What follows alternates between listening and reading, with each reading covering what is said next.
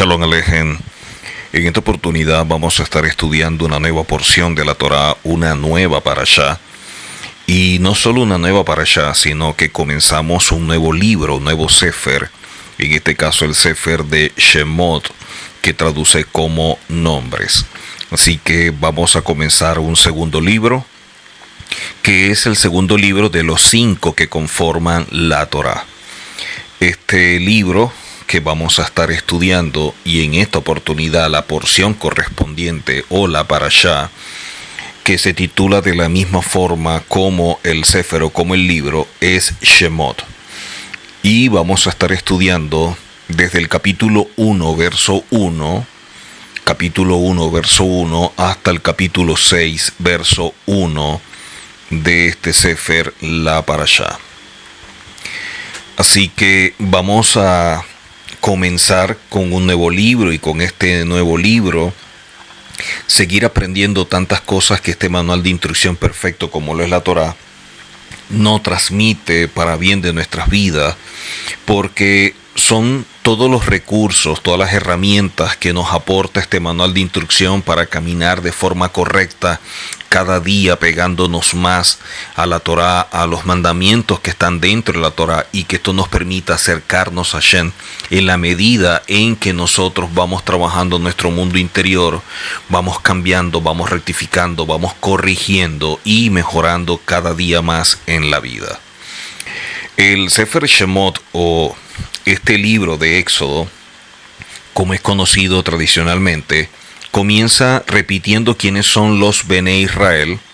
Uno de los grandes propósitos de tal mención está relacionado con el hecho de que Hashem tiene buen cuidado de clarificar quiénes realmente conforman el pueblo de Israel.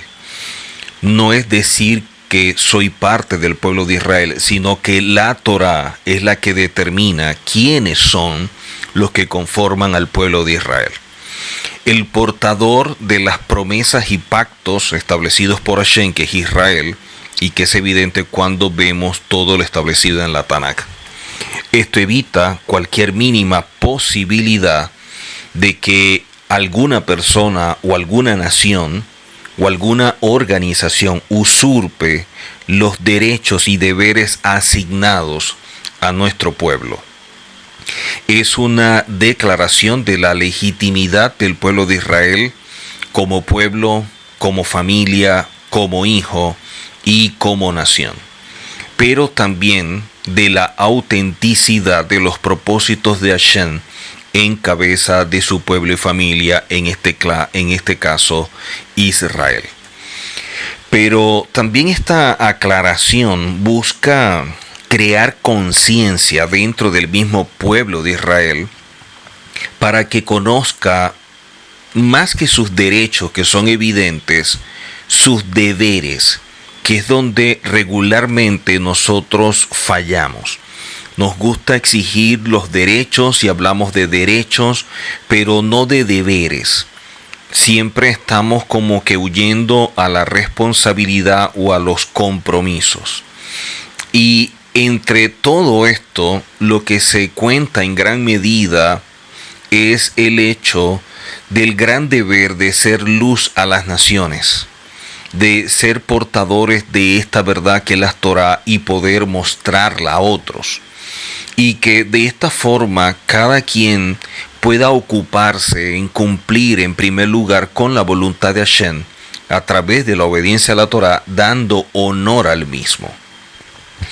Esta parashá es la número 13, ya vamos por la 13, desde que comenzamos en Breshit, y seguimos avanzando en estudiar toda la Torá como siempre lo hacemos cada año.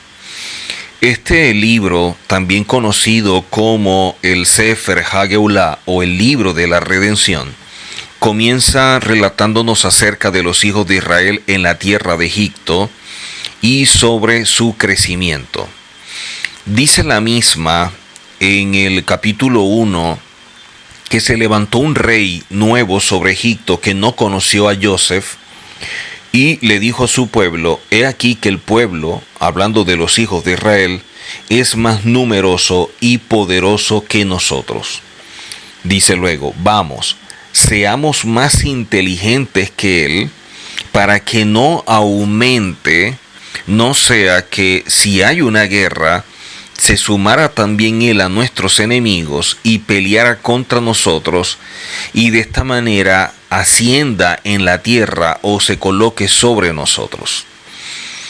La Torá nos muestra claramente o nos relata que el pueblo creció mucho en número hasta el punto que esto empezó a molestar a este nuevo faraón, que no es que no conociera, sino que no reconoce o simplemente no asume la importancia y la relevancia de Joseph y su familia en la historia de Egipto. Si leemos bien en la Torá, el gran problema o preocupación de este nuevo faraón no era que los hijos de Israel eran un pueblo muy numeroso. Su verdadero temor es que a causa del enorme número y de esta manera tuvieran en un momento a un enemigo entre sus vecinos, ellos pudieran unirse y a través de un complot pudieran ir contra Faraón y de esta manera atentar contra su vida. Así que este era el verdadero miedo que tenía Faraón frente a una nación como lo era Israel. Cuando vemos que dice que no conoció de Joseph, está hablando de no reconocer todo lo que él era o ignorar lo que él representó para efectos de Egipto en su tiempo.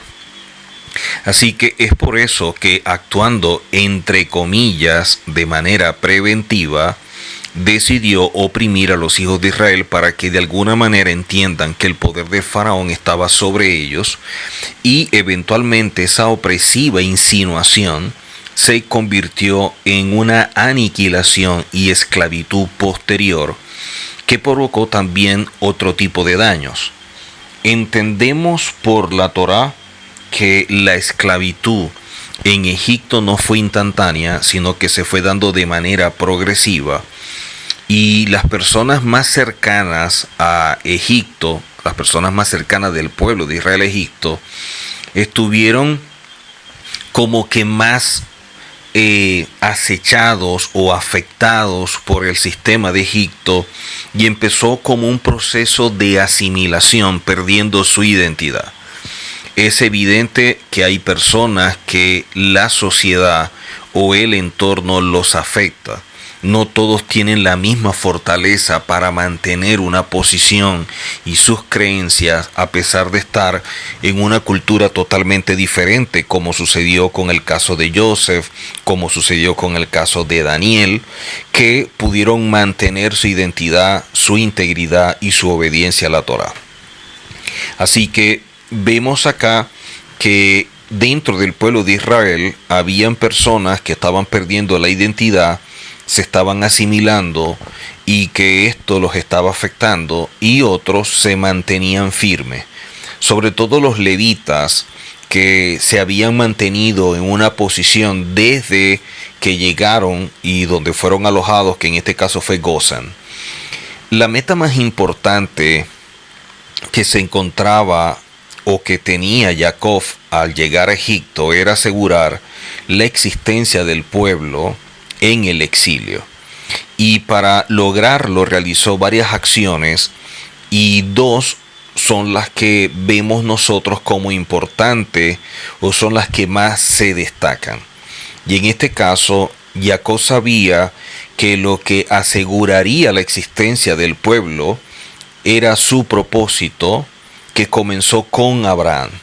Entonces, ¿qué cosas quiso asegurar Jacob para que el pueblo no perdiera su identidad? Uno, siempre mostrarle y hablarles de su identidad y propósito como uno solo y la importancia del mismo. Y lo segundo era la Torá y la obediencia de la misma para asumirla como estilo de vida.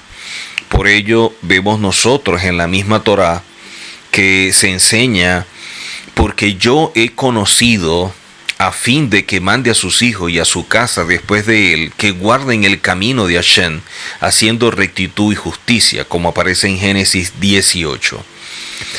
Este objetivo de que se guarde el camino de Hashem, que se transite de manera recta y justa y que se mantenga la identidad y el propósito, no es algo que se hace de forma fortuita. Tiene que haber un compromiso, tiene que haber en la persona también esa relación que amerite una responsabilidad con aquello que han adquirido. Así que cuando vemos todo esto nos damos cuenta la importancia de tener claro quiénes somos y de tener también claridad con el propósito, porque eso nos mantiene enfocados. Ese es lo que puede hacer que dentro de nosotros exista esa fuerza para luchar contra la asimilación, que es el enemigo silencioso más grande que tiene el pueblo de Israel. Así que cuán importante es poder mantener eso siempre presente. Mientras mayor conciencia tengamos de nuestra identidad, de nuestro propósito, y que la Torá es un camino establecido por el Eterno como un manual para guiar nuestra vida, y de esta manera nos comprometamos a vivir conforme a ella, mejor será para nosotros.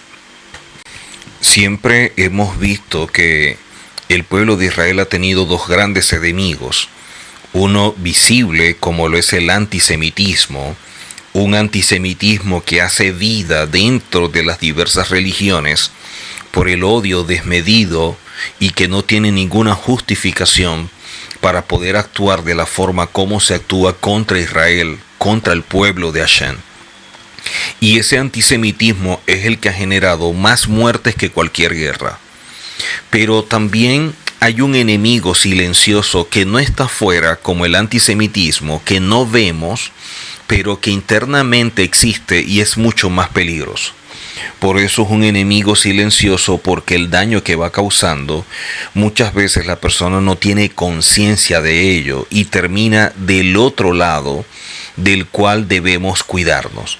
Cuando vemos que a través del profeta se nos enseña que sean ellos quienes se conviertan a nosotros y no nosotros a ellos, la asimilación hace que la persona pierda su identidad y con ello también el propósito, aunque probablemente el propósito a lo mejor ya lo perdió previamente, y por eso termina convirtiéndose en aquellos en quienes los rodean. Termina asimilándose, termina alienándose lamentablemente, y eso deforma por completo su sentido de la vida. Esto es algo que aprendemos y que debemos tener siempre presente. Este objetivo de aprender la Torá, de caminar conforme a ella, no se cumple por sí solo, sino que depende de una empresa educativa, depende de un sistema de formación, depende de un compromiso de estudiar, de asumir, de vivir, y que esto simplemente es lo que nos va a ayudar a mantenernos firmes en el camino, y que de igual manera lo hizo Abraham Avinu. Vemos como el Rambán en Ilhot Avodah Zará capítulo 1 dice: y comenzó a leer de pies en voz alta a todo el mundo para anunciarle la existencia de un solo Elohim para todo el mundo, y él merece que se realice el servicio. Y compuso libros y anunció a su hijo Isaac. Isaac se sentó, enseñó y advirtió. Isaac le anunció a Jacob y lo nombró para enseñar, y enseñó entonces a todos los que le acompañaban. Jacob enseñó a todos sus hijos, diferenciando a Leví, a quien nombró jefe, y lo sentó en una yeshiva para enseñar el camino de Elohim y la perseverancia en el cumplimiento de las misbot de Abraham. Entonces ordenó a sus hijos que siguieran ese camino para que no se olvide el estudio. Lo comentó con los hijos de Jacob y sus acompañantes, y surgió en el mundo una nación que conocía a Elohim. Qué importante cuando tenemos todo esto presente, cuando nos dedicamos al estudio, entendiendo que estudiamos es con el objetivo de aprender quiénes somos, aprender quién es Hashem, tener más conciencia de ello y poder acercarnos a través de nuestra vida. Mientras más consciente estemos de todo esto, mientras más apercibido estemos de lo que representa Hashem, lo que representa la Torah, será mucho mejor porque nos va a ayudar a afianzar nuestra identidad y mantenernos enfocados siempre en el propósito. Entender que estamos en este mundo porque fuimos creados a imagen y semejanza de Hashem con un fin. Y ese fin debe ser lo más importante y trazarnos objetivos en pro de ello, que son los que le darán sentido a la vida. Vemos que cuando Jacob estaba por descender a Egipto, y hablamos de descender a Egipto porque así aparece en la Torá, pero entendemos que descender no está relacionado con lo geográfico, sino con la condición espiritual. Advirtió Jacob respecto al futuro, ante la posibilidad que estando en el exilio fuese a perecer todo lo que se había establecido como fundamento claro de lo que era la vida del pueblo de Israel. Por lo tanto, incluso después que Elohim le dijo, no temas ante tu descenso a Egipto, Jacob no permaneció de brazos cruzados, confiando simplemente en que si Hashem estaba con ellos, como que Hashem lo iba a hacer todo. No, él entendió que Hashem nos da esa palabra, nos da esa promesa y nos guía, y esa es la garantía que tenemos, pero también entendió que él tenía que hacer su parte como todos nosotros. Hay cosas que nosotros debemos hacer en procura de que aquello que está establecido en la Torah o de que aquello que está establecido por Hashem para tu vida y para la mía se pueda cumplir. Entonces es como un equipo que trabaja junto. Hashem hace su parte y nosotros también hacemos la nuestra para que juntos podamos alcanzar una meta. Por eso es que Jacob no permaneció de brazos cruzados, sino que emprendió varias acciones para asegurar la existencia, la perseverancia en lo que era el pueblo de Israel como propósito, su existencia y no asimilarse. Y la primera acción fue que envió a Judá, a Joseph, a enseñar. Dice, la escritura aparece en Leorot, dice, y envió a Judá, a Joseph, a enseñar ante sí. Aparece la palabra Leorot, donde dice enseñar. ¿Cómo interpretó el Midrash Breshit 95? ¿Qué es Leorot? Que se traduce como enseñar.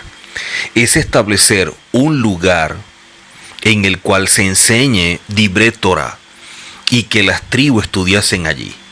Entonces, cuando se habla de Leorot o de enseñar, es establecer un lugar donde se puede impartir la Torah, donde las familias puedan aprender de este manual de instrucción perfecto y que se transforme una luz, una lámpara en sus hogares y que puedan caminar conforme a ello. Por eso Jacob no se conformó simplemente con este marco de estudio tan importante como el que dirigía entonces a la tribu de Leví, sino que también envió a Judá a que estableciese una casa de estudio más estable. Precisamente esta acción de Judá ayudó al pueblo de Israel durante la esclavitud, como encontramos a través de las palabras de Paró, como pregunta el Midrash. El Midrash dice, ¿qué significa los Divrei Sheker, de los que tanto temía Faraón? Enseñan que estudiaban Megilot de un Shabbat a otro para afirmar que Elohim es su redentor, según el hecho que descansaban en Shabbat. Entonces vemos la importancia del estudio porque es el que nos permite estar entendido de todo. La segunda acción que emprendió Jacob fue asegurar la integridad de la familia hebrea, sabiendo que era la garantía para la continuidad de la existencia del pueblo judío, como está escrito, Ish ubeito ba'u, cada individuo y su hogar vinieron. Dijeron nuestros sabios en el Midrash Agadol, tal como sabía Jacob que los egipcios estaban colmados en infamia, Por lo tanto, casó a sus hijos y a los hijos de sus hijos con mujeres antes de llegar a Egipto. Incluso estableció mujeres a Jazrón y Jamol, que eran pequeños, para que no se casaran en Egipto. ¿Qué fue lo que hizo? Vamos a unirnos entre todos, vamos a formar hogares, y que de esta manera ya los hogares sean los que entren, y la fortaleza del hogar, la unión del hogar, será lo que nos ayude a poder mantenernos firmes. Y así como Leví promovió el estudio en los hogares, y de esta manera poder cada día conocer más la Torá dentro de la familia, Judá estableció lugares de estudio para que esta familia profundizaran lo que a diario iban estudiando. Y eso es sumamente importante, porque muchas veces hay personas que desean obedecer, que desean caminar conforme a la Torá. Pero ¿cómo caminar conforme a la Torá que desconocen? ¿Cómo obedecer lo que se ignora? Necesitamos estudiar, necesitamos aprender la Torá, estudiándola desde su perspectiva, entendiendo su cultura, entendiendo todo lo que ella representa. Luego vemos en Shemot o Éxodo capítulo 1, verso del 1 al 6, que es como comienza la parashá, y dice de la siguiente forma: estos son los nombres de los hijos de Israel que entraron en Egipto con Jacob. Cada uno entró con su familia: Rubén, Simeón, Leví, Judá, Isahar, Zabulón, Benjamín, Dan, Neftalí, Gad y Aser. Todas las personas que le nacieron a Jacob fueron 70, y José estaba en Egipto, y murió José y todos sus hermanos y toda aquella generación. Qué interesante cuando vemos todo esto, ¿no? Y cómo los hijos de Israel entraron, pero dice cada uno con su familia y lo que representa todo ello.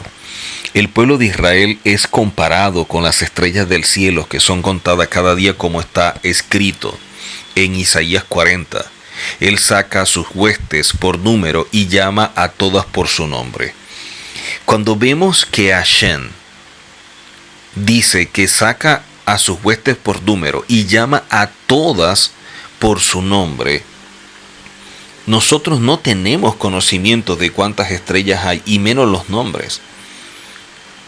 Ese es detalle que nos muestra cómo Hashem está en control, cómo Hashem conoce y está entendido de todo. Es lo que nos da mayor bitajón, mayor confianza.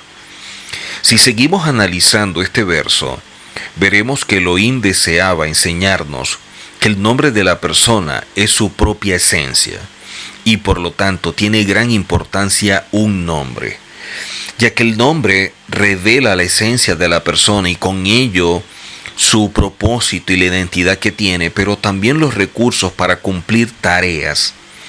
Así que todo el tiempo que la persona está consciente de su nombre, cada vez que lo mencionan, le está recordando quién es y el propósito que tiene este mundo. Todo el tiempo que la persona está despierta, tanto de día como de noche, tiene la capacidad de dedicarse a la Torá y a cumplir los mandamientos. Y esa es la mejor segulá para proteger de la kelipá. La kelipá son todos los velos, todas esas capas que pueden cubrirnos y que nos dejan sujetos a una realidad y que impiden que podamos captar la verdad. Cuando nosotros cumplimos con la Torá, cuando nos dedicamos a la Torá, nos estamos protegiendo de estos kelipot y de otras fuerzas del mal, porque como sabemos, la Torá cuida y salva a la persona de todo mal, como aparece en Sotá 21a. Así que los kelipot son los velos que la gente poco a poco pueden irse adheriendo a la persona sin darse cuenta. Cuando una persona se va asimilando, cuando una persona va perdiendo su identidad, va malogrando su propósito, estos kelipot o estas capas, estos velos van cubriendo la visión, van cubriendo su entendimiento. Y eso va haciendo que poco a poco vaya perdiendo lo que en un momento tenía. Es un proceso de descendencia, de decadencia, que poco a poco va permeando por completo la vida de la persona hasta que se transforma en alguien que es totalmente diferente a lo que decía ser. Lo que defendió ya no lo defiende, lo que creía ahora no lo cree.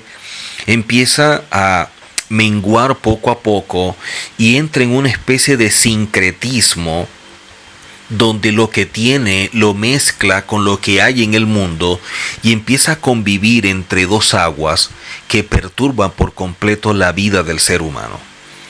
Por eso, cuán importante es cuando estamos entendidos de quiénes somos y podemos mantenernos firmes en defensa de estos principios y fundamentos que aparecen contemplados en la Torá. Cuando vemos esta parashá como comienza, nos damos cuenta de todo esto y dice la misma, y estos son los nombres de los hijos de Israel que llegaron a Egipto. Esto implica que mantuvieron la tradición de sus antepasados y continuaron llamando a sus hijos y nietos con esos mismos nombres sagrados y puros con los cuales Jacob llamó a sus propios hijos, como aparece en Shir Hashirim, Rabá 4:25. Porque entendieron que esos nombres sagrados ayudarían a resguardar a sus hijos de estos kelipot que venimos hablando, de la impureza que existe en el entorno, en medio de cada circunstancia y en especial mientras estuvieran dormidos en cuanto a conciencia de quiénes son y el entorno donde ellos viven, y que tuvieran cuidado, porque la impureza o estos kelipot también traen como resultado que la persona no se dedique al estudio de la Torá como objetivo primordial para asumir un estilo de vida que lo acerque cada día más a Hashem. Por ello, cuán importante es el estudio y la puesta en práctica. O sea, cuando estudiamos con el objetivo de esta es mi vida, esto es lo que Hashem me está revelando, esto es lo que Él espera de mí, y de esta forma fortalecer mi vida, fortalecer todo lo que hay a mi alrededor y que de esta manera me pueda mantener conectado con Hashem. Cuán importante es una persona que está entendida de quién es y que esa firmeza en sus convicciones lo mantiene siempre enfocado en caminar de manera correcta, porque entiende que lo importante no es cómo empezamos, sino cómo terminamos, y que en ese proceso vamos haciendo cambios y rectificaciones que nos ayudan cada día más a crecer, y eso nos permite alcanzar un desarrollo espiritual. Cuando vemos todo esto, nos damos cuenta, y lo vamos a estar estudiando en este sefer o en este libro, cómo ese proceso que vivió Israel, donde en uno fue mucho más fuerte, mucho más profundo que en otro, hizo que fueran cayendo en ciertos grados de impureza. Y se enseña que parte del pueblo llegó a un nivel 49 de impureza, como aparece en el Zohar Hadash, comienzo en la parashá de Yitro, donde habla de estos 49 grados de impureza. Pero finalmente tuvo el mérito de ser redimido de la esclavitud porque Hashem lo había establecido, y porque se cuidaron a sí mismos de la asimilación entre los gentiles al no cambiar sus nombres, al no cambiar su lengua y guardar Shabbat. El pueblo de Israel fue meticuloso respecto a cuidar sus nombres porque habían sido llamados de acuerdo con sus propias esencias sagradas, tal como habían aprendido de su padre Jacob, quien era el padre de las 12 tribus de Israel. Vemos que en Shemot 1:7 nos enseña que los hijos de Israel se empezaron a fructificar y se multiplicaron. Dice que fueron aumentados y fortalecidos en extremo, y se llenó de ellos la tierra. Dice claramente la Torá que los hijos de Israel fructificaron. En el original aparece la palabra parú, y se reprodujeron que la palabra hebrea es Vaishreksu, y se multiplicaron, Vairbu, y se fortalecieron, Vaiaxmu, con mucha riqueza, y se llenó la tierra de ellos. Rashi, que es un gran expositor de la Torá y que hace grandes comentarios a la misma, explica que los hebreos se reprodujeron como los reptiles, y la mujer que menos hijos tenía en un parto daba a luz 6 hijos. Según los exégetas, ello era el resultado del gran milagro que hizo Hashem a Israel para compensarle por la futura pérdida de varones que habrían de morir bajo el yugo de Faraón. Porque posteriormente, cuando empezó a ponerse el proceso de esclavitud mucho más fuerte, cuando se incrementó, muchos del pueblo de Israel murieron.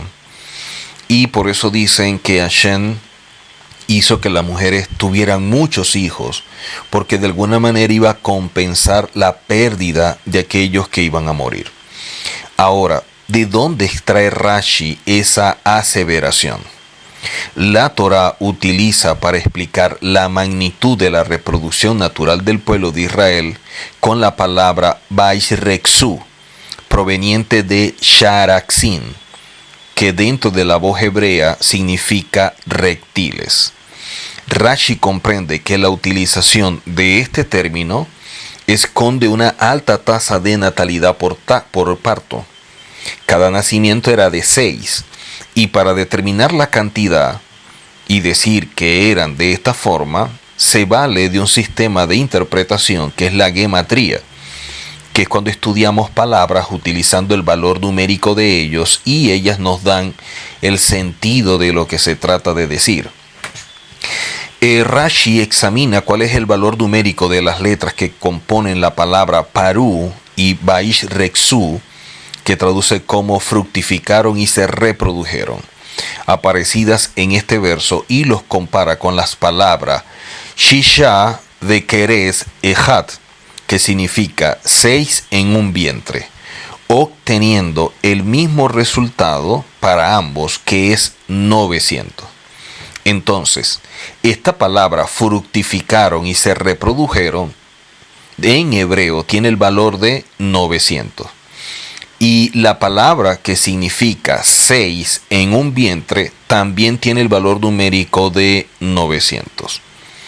Por eso se enseña que como las dos tienen el valor numérico, tanto fructificaron y se reprodujeron como 6 en el vientre, se llega a la conclusión de que las mujeres daban a luz 6 hijos.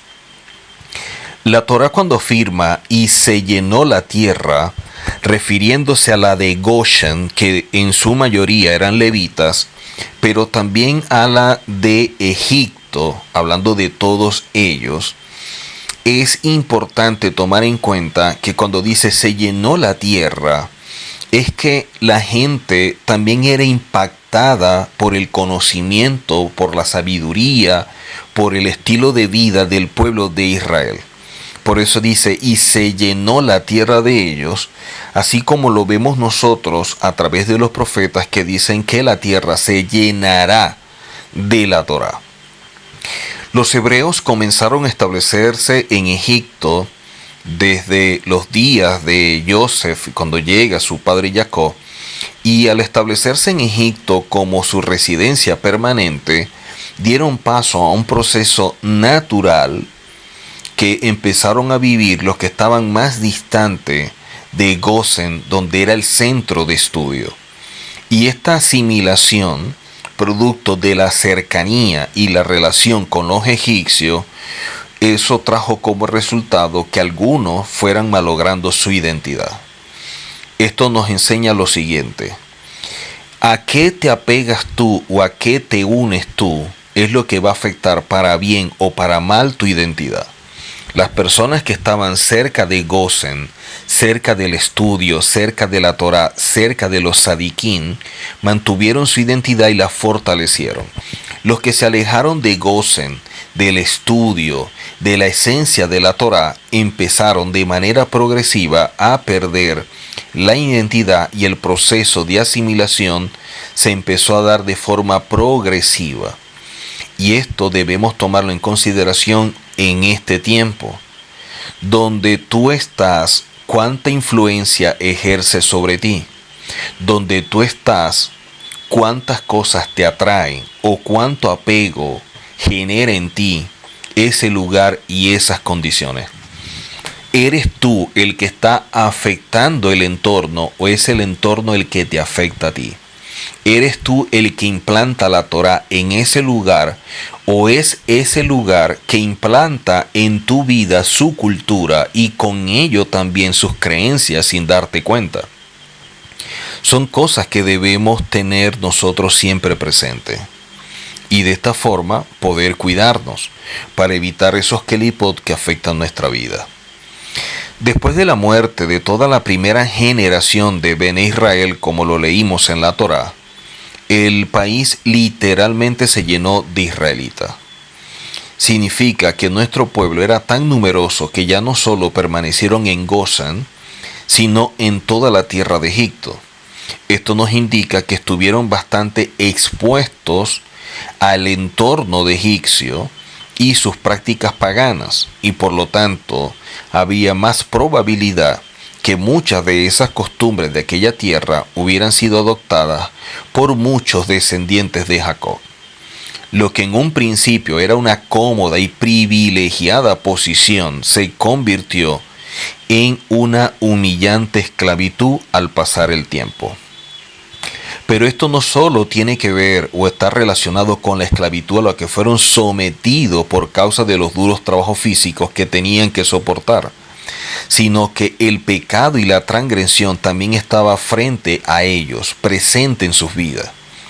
La esclavitud al pecado resultó entonces cuando se mezclaron y se conectaron con las prácticas de las demás naciones que hacían vida en Egipto, lo que es totalmente aplicable hoy para nosotros en este duro exilio que vivimos de Edom y que no podemos obviar. Estas pruebas a las que fue sometido nuestro pueblo no fueron gratuitas. Tuvieron un propósito porque se enseña que detrás de todo lo malo siempre hay un bien oculto. Y el propósito era que el pueblo de Israel hiciera una gran teshuvá y buscara con mayor fuerza la santidad.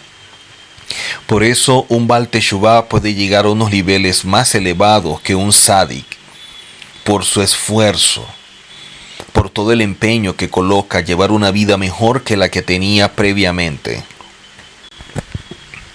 Y esto es lo que hace que cada día la persona tenga mayor conciencia de quién es y de dónde fue sacado. La oportunidad que da Hashem para que la persona comience una nueva vida y en esta nueva vida pueda dejar atrás tantas cosas que dañaron, que afectaron y que más allá de las cicatrices que puede portar la persona, es la oportunidad que se le brinda para seguir adelante y que todo se transforma en material de construcción que le permite mejorar porque tiene un mayor nivel de conciencia, porque la vivencia, las experiencias lo ayudaron a madurar, lo ayudaron a crecer y eso tiene un valor incalculable.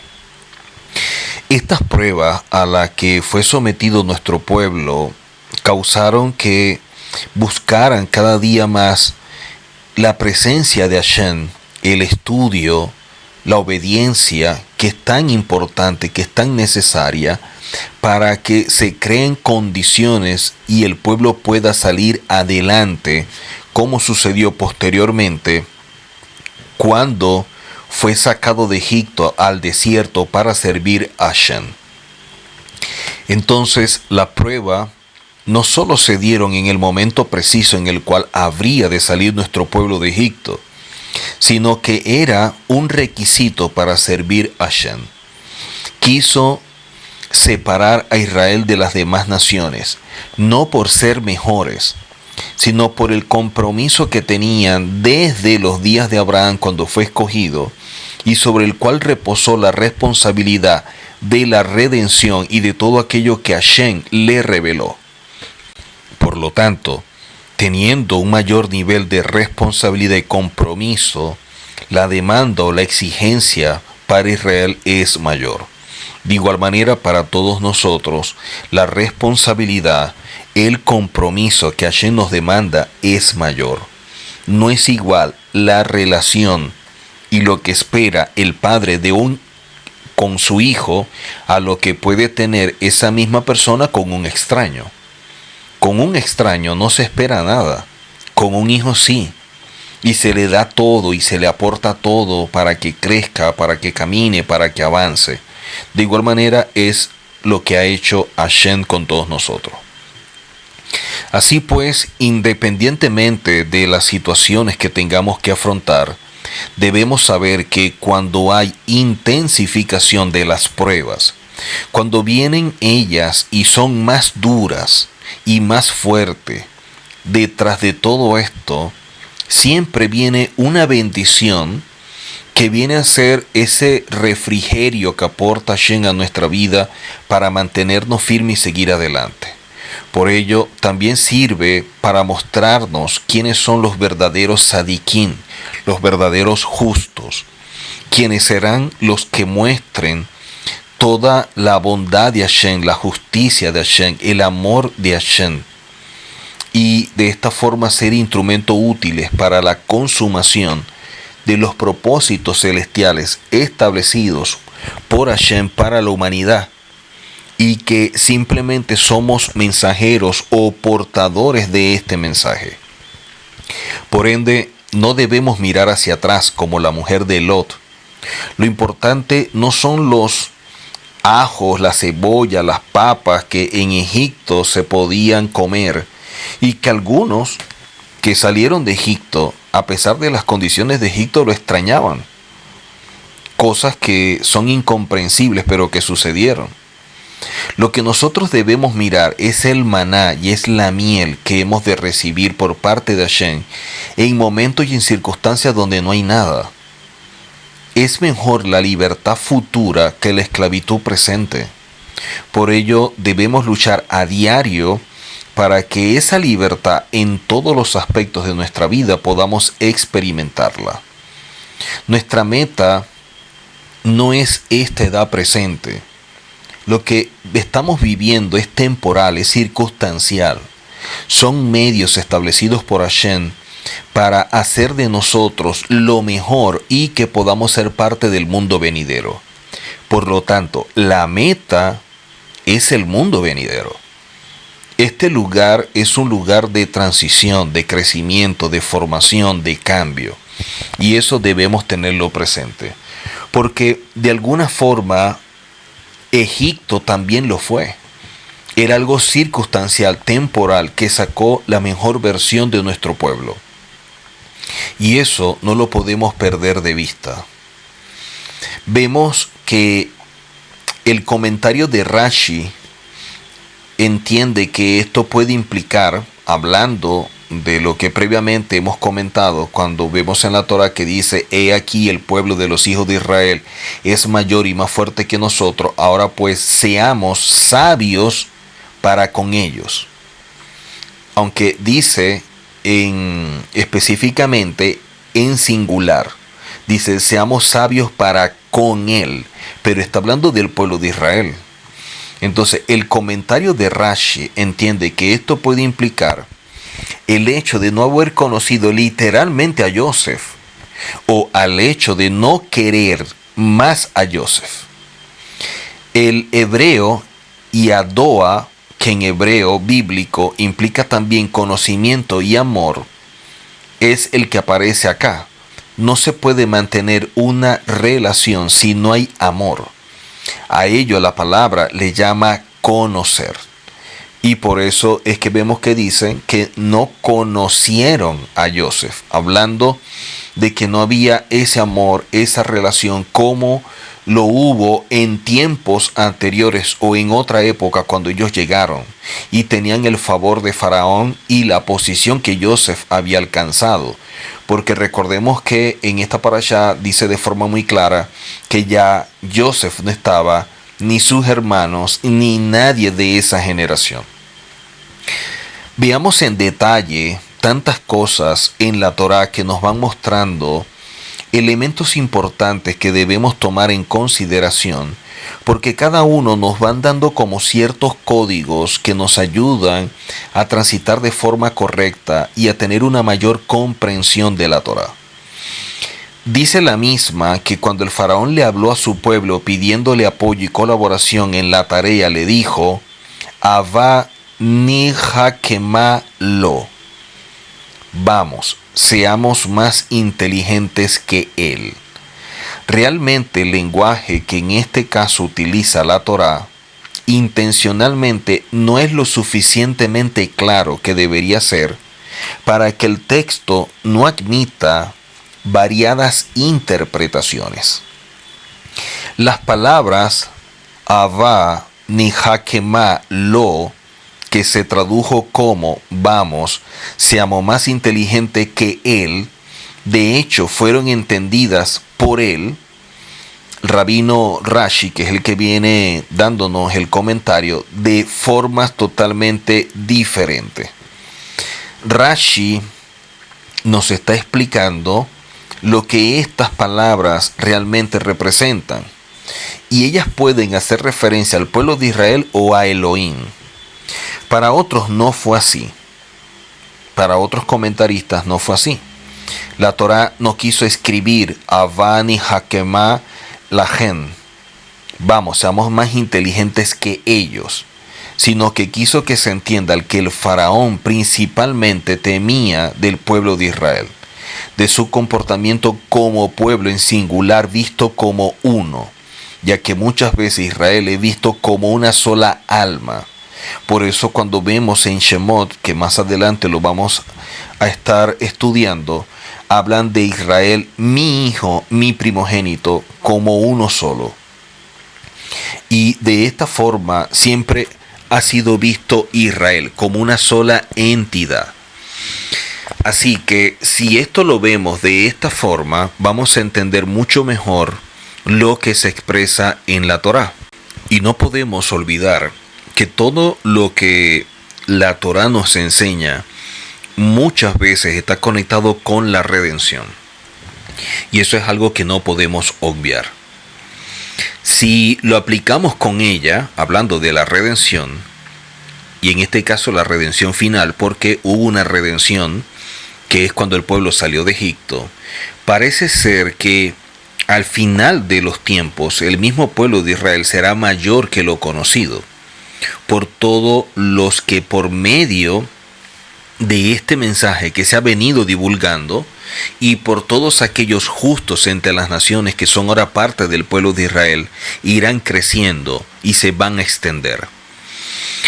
Hay escritos que dan a entender que finalmente Israel crecerá como nunca, ya que muchos de los gentiles van a ser injertados o van a ser parte del pueblo en cumplimiento de la palabra que se dio a Abraham Avino. En ti serán benditas todas las familias de la tierra. Pero en Isaías 54 también está escrito: grita de júbilo, oh estéril, la que no daba a luz, o la que no ha dado a luz, prorrumpe en gritos de júbilo y clama en alta voz.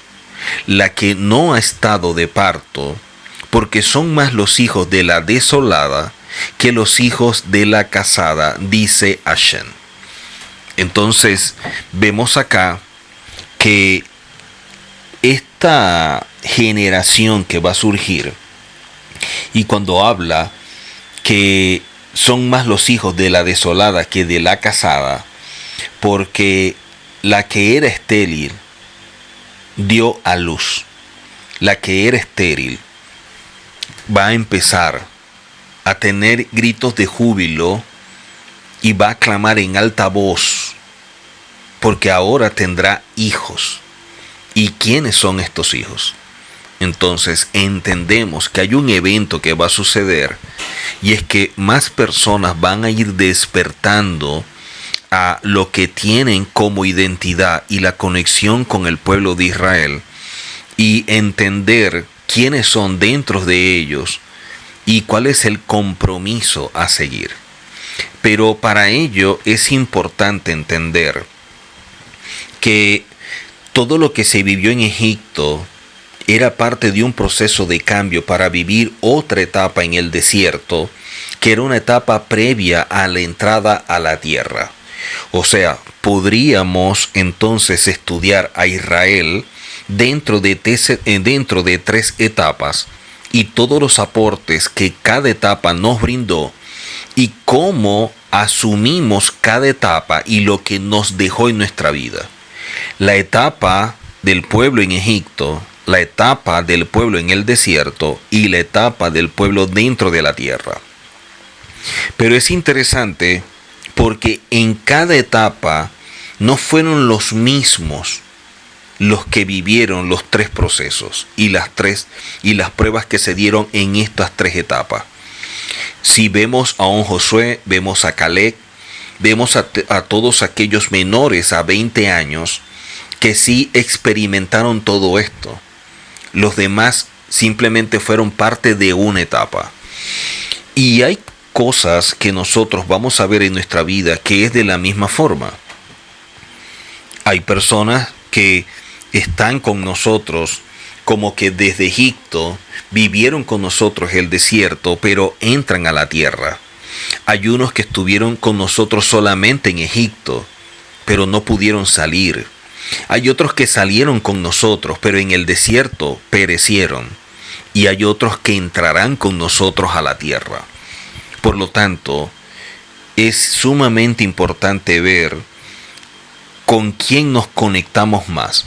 Es evidente que todos queremos ser parte de la generación que entró, pero no seamos tan subjetivos, no seamos tan almáticos.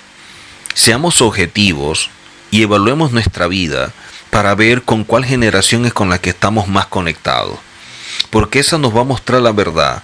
Y si hemos de cambiar, cambiemos. Si hemos de rectificar, rectifiquemos. Si hemos de corregir, hagamos las correcciones. Pero es importante que entendamos que no podemos ser los mismos. Lo importante para usted es que cuando hablamos de la palabra aslajá, que traduce como éxito, es la manera como afrontamos los desafíos del cambio.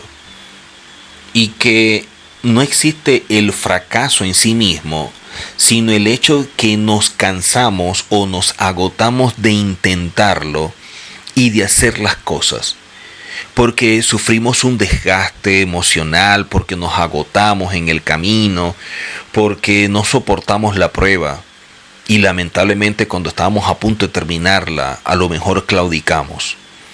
Pero lo que es visto como aslajá o como éxito es la forma como alguien que tiene firmeza en sus convicciones se mantiene siempre allí, esforzándose y luchando. Y que puede vivir caídas pero se levanta. Y que cada caída simplemente está mostrando que está caminando, que está avanzando. La manera como afronta los retos en la vida, como asume los desafíos de cambio, siempre están allí presentes porque tiene una actitud interna y sobre todo conciencia de lo que representa la Torá en su vida y de lo que representa este mundo. Puede querer dirigir sus pensamientos y controlar sus emociones, regulando de este modo la actitud, el comportamiento y todo lo que internamente posee. Y es sumamente importante cuando nosotros aprendemos a tener dominio propio, cuando empezamos a ejercer la voluntad de forma correcta a través del libre albedrío, cuando no reaccionamos frente a todo. Eso es importante, porque debemos ser conscientes de que un acto, una palabra, una mirada, omitir, o una buena, una mala decisión, o simplemente reaccionar, siempre va a producir efectos importantes en nuestro presente e incluso en el futuro. Aunque no seamos capaces de verlos, de percibirlo en el momento, algo puede suceder. Un pequeño cambio siempre puede generar grandes resultados en nuestra vida cuando estamos entendidos de lo que representa. Y eso era lo que tenía que enfrentar el pueblo de Israel. La situación era totalmente diferente, la esclavitud, todo lo que tenían que vivir y la expectativa de que pudieran salir. Ahora, es evidente que los cambios siempre generan miedos, generan dudas. Empezar una nueva relación, empezar un nuevo trabajo, mudarnos a otra ciudad o mudarnos a otro país, emprender un negocio. Todos los cambios profundos siempre generan esto porque es parte de lo que somos nosotros como seres humanos. Y es una reacción natural, el miedo, a no saber lo acertado, si lo estamos haciendo bien, si lo estamos haciendo mal, si vamos en el sentido correcto, si lo que estamos haciendo vale la pena, si el costo emocional y personal realmente vale todo lo que estamos haciendo, e inclusive aquello que llamamos sacrificio. De allí lo difícil de dar los primeros pasos al cambio, ya que siempre vivimos esta especie de incertidumbres y temores que son propios de un ser humano. Tenemos la sensación de que durante un momento vamos a perder el control de nuestra vida, o que nos estamos alejando, o que estamos sin rumbo. Y eso genera angustia, pero también genera ansiedad porque no tenemos el control de la situación. De allí la defensa de esa paz interna, de esa paz emocional que muchos defienden, y los espacios de confort que se construyen y por los cuales las personas luchan para no salir de ellos por la estabilidad que le da. Pero no es bueno.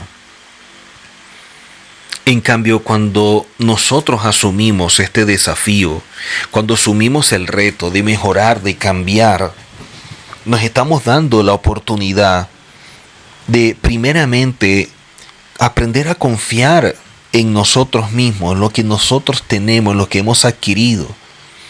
Lo que internamente poseemos es un gran potencial que no hemos desarrollado. Y no podemos quedarnos aquí. Tenemos que seguir avanzando, tenemos que seguir creciendo. La mayoría de las personas existen simplemente, no viven. Y los que dicen vivir están sujetos a una realidad donde lo que es conocido tranquiliza porque saben cómo deben actuar. O sea, son muy predecibles. Es como una especie de zona de confort donde, a pesar de no ser plenamente feliz en esta burbuja o en este espacio, es mejor quedarme en ella. Porque lo que se halla afuera o lo que está más allá, el desconocerlo es una gran amenaza y me genera inestabilidad emocional. Por ello, todo cambio implica una gran dosis de valor.